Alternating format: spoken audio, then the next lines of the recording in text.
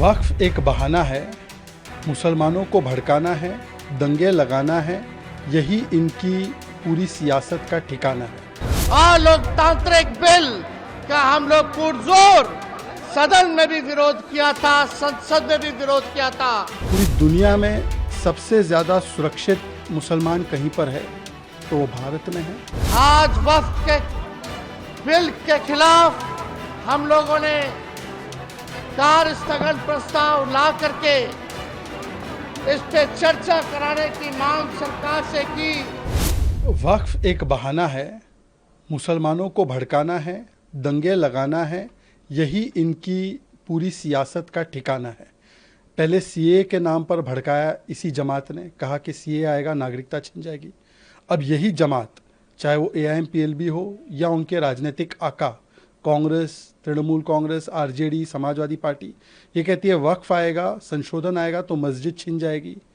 मैं इनसे पूछना चाहता हूँ कि इन संशोधनों की वकालत तो खुद मुसलमानों ने की, सच्चर कमेटी रिपोर्ट ने की, रहमान खान रिपोर्ट ने की, तो क्या वो मुस्लिम विरोधी है क्या? ये लड़ाई हिंदू बनाम मुस्लिम नहीं है, ये लड़ाई मुस्लिम, गरीब, यतीम, बेवा, मिसली, जो बहुत ही अत्यंत गरीब मुस्लिम है, वो बनाम लैंड ग्रैबर मुस्लिम है, जिन लैंड ग्रैबर्स को समर्थन मिलता है समाजवादी पार्टी, आरजेडी, कांग्रेस का। आज सवाल ये बनता है कि पसमानदा मुसलमानों को उनका अधिकार मिले, इसके लिए कांग्रेस और आरजेडी विरोध करती है। और कुल मिलाकर केवल और केवल देश में दंगे भड़काना, शाहीन बाग बना देंगे ये कहना, जो संविधान की बात करते हैं वो मन में शरिया लेकर और वोट बैंक लेकर घूमते हैं। ऐसी व्यवस्था और किसी समाज के पास नहीं है। केवल मुस्लिम समाज के पास वक्फ के नाम पर इतनी बड़ी लैंड ग्रैबिंग पावर हो, क्या ये संविधान सहित है? तो आज संविधान की बातें करने वाले लोग शरिया को ऊपर रखते हैं, ये भी साबित हो गया।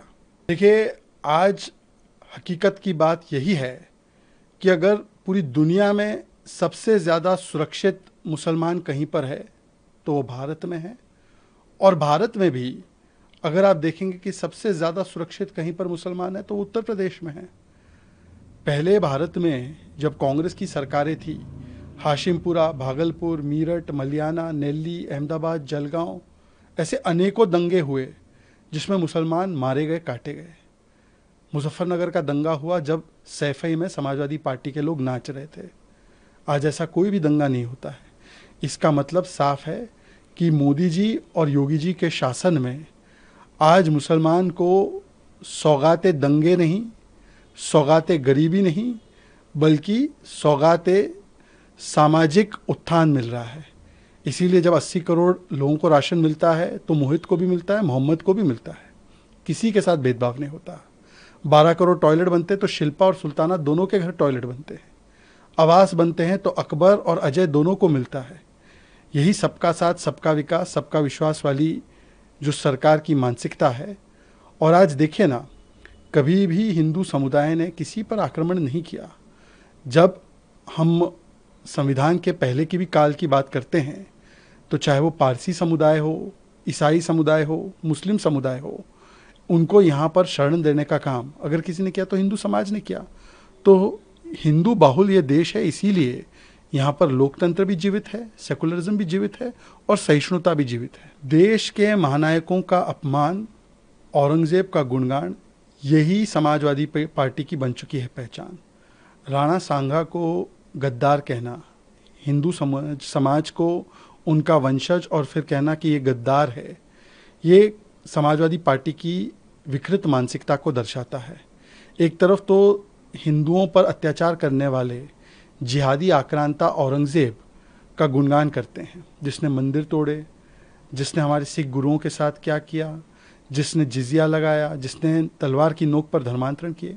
और जो राणा सांगा, देश के महानायक, जिन पर अत्याचार होने के बावजूद भी वो दीवार की तरह खड़े रहे विदेशी आक्रांताओं के खिलाफ, और विदेशी आक्रांताओं को लगातार मुंह की खानी पड़ी उनकी वजह से। आज ऐसे वीर सपूत को, राजस्थान के सपूत को, राजपूत समाज से आने वाले सपूत को और देश के गौरवान्वित करने वाले हमारे इतने बड़े महानायक को अपमानित करने का महापाप समाजवादी पार्टी ने किया। इसका निश्चित रूप से देश का हर एक राष्ट्रवादी उनको जवाब देगा। ऐसा है कि जिनकी महिमा मंडन करने की इच्छा औरंगज़ेब की हो, उनके अंदर संस्कार औरंगज़ेब वाले होते हैं। और औरंगज़ेब ने तो अपने बाप को जेल में डाला, अपने बेटे को जेल में डाला, सत्ता की हवस में अपने भाइयों का सर कलम करके थाली में सजाकर अपने बाप के पास पहुंचाया, दारा सिखों का सर। हम लोग तो प्रभु श्री राम के चरित्र को मानते हैं, हम उनकी जय बोलते हैं। और प्रभु श्री राम और उनके भाइयों का चरित्र तो ये था कि प्रभु श्री राम को वनवास जाना पड़ा तो भरत जी ने तो खड़ाऊ रखकर सत्ता चलाई। तो जो जिसको मानता है वो उसकी संस्कृति का परिचय देता है। अब किसका नाम टीपू है, कौन औरंगज़ेब की तरह अपने पिता को सरेआम धक्के मारता है स्टेज से, ये पूरे उत्तर प्रदेश और देश ने देखा है। इसमें ज़्यादा बताने की आवश्यकता नहीं।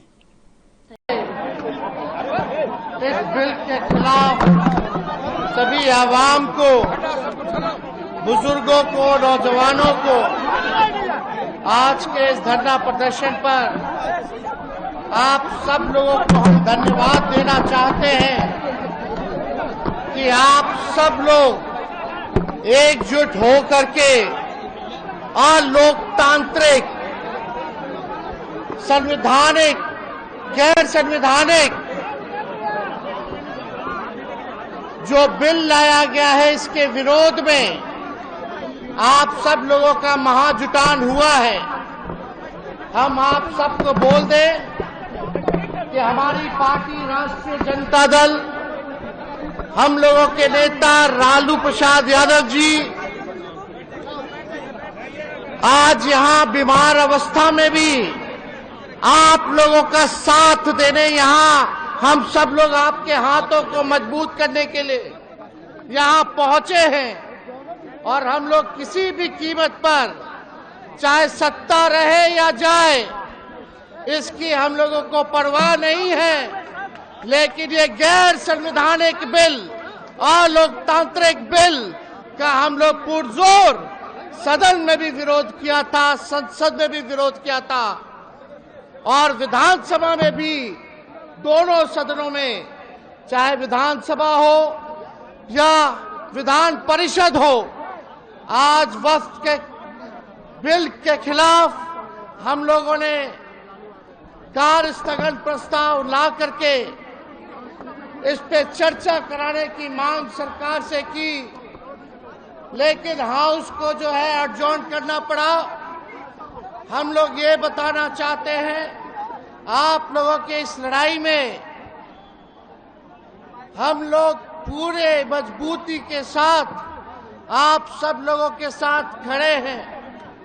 ये तानाशाही जिस प्रकार से सरकार चला रही है, देश को तोड़ने का काम कर रही है, लोकतंत्र को खत्म करने का प्रयास किया जा रहा है, संविधान को खत्म करने का कोशिश किया जा रहा है। हम लोग संविधान के मानने वाले लोग हैं, गंगा जमुनी तहजीब को मानने वाले लोग हैं और किसी भी कीमत पर हम लोगों का प्रयास है कि ये बिल पास ना हो, चाहे जेपीसी की टीम बिहार आई हो।